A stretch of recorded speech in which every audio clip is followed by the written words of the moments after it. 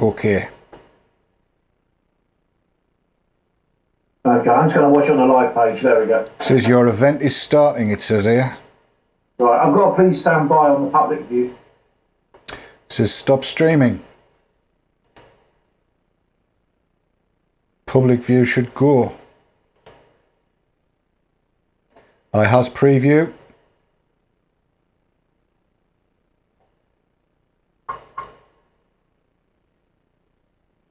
Oh, right, gotcha. Somewhat fuzzy on the public view. That's it, got it. Yeah, gotcha. It's all running. I'm just trying to do a side-by-side comparison now. There's not much in it, is there? If No. anything, I would say the SSH one's a bit sharper. Is it? Well, I can't see them both from here.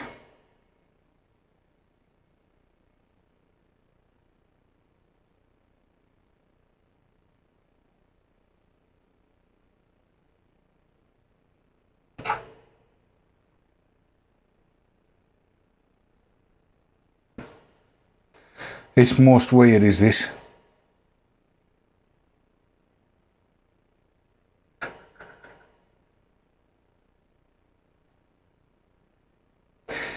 I shall find some Vido to play in.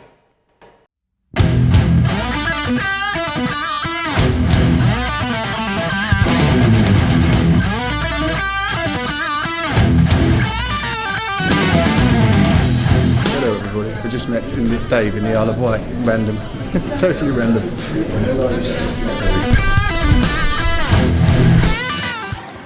Hailing travel services, this is what it says. Look at it, 20 cigarettes cost £2, using e-cigs available here now, tastes and smokes like a cigarette.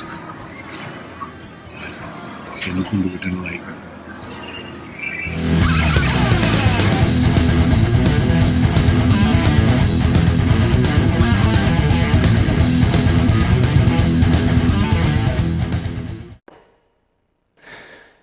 It's weird.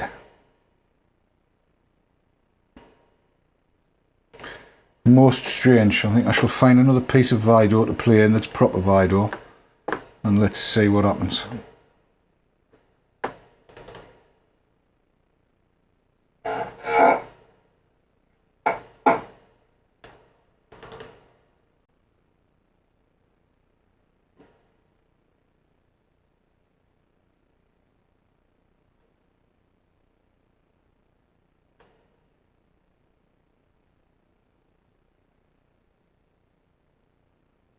I'll play something nice.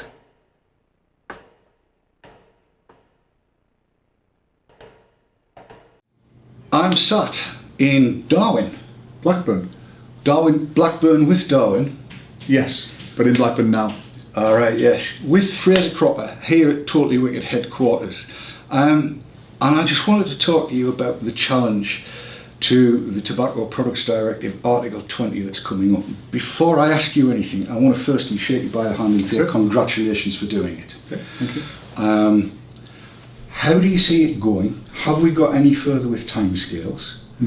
And when is it going to be successful? I think that's the big question, because I feel it is going to be successful. Well, I know it's going to be successful. It has to be successful, not because it has to be because I want it to be. It has to be because it has to be because the arguments are so obvious.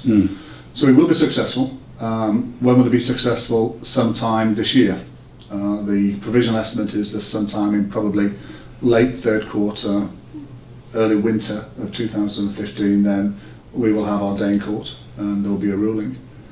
The challenge will be, of course, that we've got to make sure that's not a Pyrrhic achievement. So very well to be successful in the court, what did it leave behind?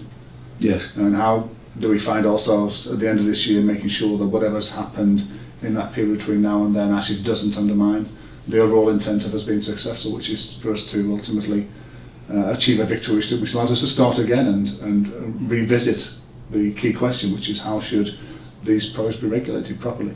Yes, because patently the TPD, when last it was looked at, got it so badly wrong in all kinds of different measures. They did, yeah. So as and when this victory goes through the court, and like you, I've looked at all of the paperwork and I can't see it failing because the logic is inescapable, the science is inescapable. When it comes to recast, whether it be as part of the Tobacco Products Directive or whether it is recast as a separate directive altogether to deal with probably not just e-cigs but all nicotine containing products, how do you see or how do you feel that regulation ought to occur? What's the primary focus for you? Well, the primary focus for us would be, as a company, and I think also as, I hope, an ambassador for the consumers, because I think they're synergistic really. If we're a company that's able to sell the range of products we want and be successful, then we have to meet the customer's needs. They're one and the same. So if we are, and when we're successful, then we need to leave behind a legacy which is a framework that allows for new regulation to be put into place, which reflects the ability for companies like ours to be able to continue to innovate and support customers' needs, such that the pace of development that we've seen remarkably in this sector in the past 5 years continues. Yes. And we produce a range of products and a sector that matures into something we can all be proud of, and that allows for consumers who have been on the sidelines equivocating whether they should use e-cigarettes because of all this misinformation, to come on board and to find these products that you've found and many other millions have found.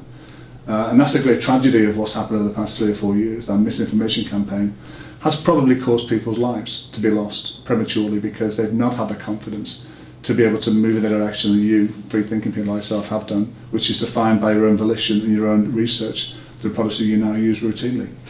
It's an interesting point that you bring up, because I was speaking to Robert West a couple of weeks ago, and he's identified a downturn in the prevalence of e-cigs. Yeah. Have you seen that reflected in the business? Well, we've seen 2014 being internally a year of regrouping really. There was a lot of momentum in the sector between 2010 and 2013. I think a lot of companies rode that wave. I think what happened last year was that there was a greater increase in the rate of product availability compared to the rate of increase of consumers, and therefore consumers were having more choice and they were spending their monies in a less dense way, Yes. more profuse and more wide-ranging. So I think most companies last year probably would have found it a year of reconsideration of their business model. And I'm not surprised that the consumers have waned in the past 6 months or so. My hypothesis is that in the past 3 or 4 years, all those people, I mentioned that term, free thinking, people who take control of their own destiny and don't need to be escorted to a decision. Those people have probably already made that switch to e-cigarettes. Those people who are slightly more reserved, who need slightly more support in making those decisions, have probably stepped back from the brink of potentially engaging because of what's happened in the past year or so. And I do think that a positive campaign, a truly well-informed campaign, could very well crystallise another 2 or 3 million people very quickly in the UK. Yes.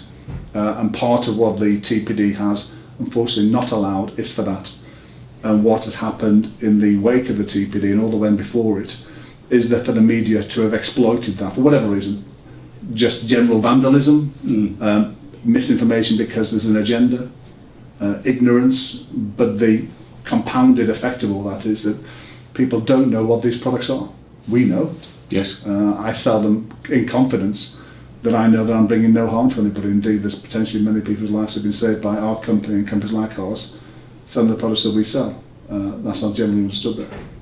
It is the downside of the way the British press particularly and the American academics seem to approach this, that if there is a risk, and according to what they've been saying over the last, let's just say even the last 3 weeks, had all of these risks been at the magnitude that they are implying, I should have been dead years ago. I'm coming up to 6 years in on these things. Yeah. And it just pains me to see all of that coming through. What delights me is Totally Wicked's approach to this challenge, which I'm reading it as saying, look, everything you've heard from the naysayers is just so much rubbish. This is the truth. This is why Article 20 needs to be just taken out altogether. And I'm, as I've said earlier on, I'm very, very optimistic that that's going to be successful.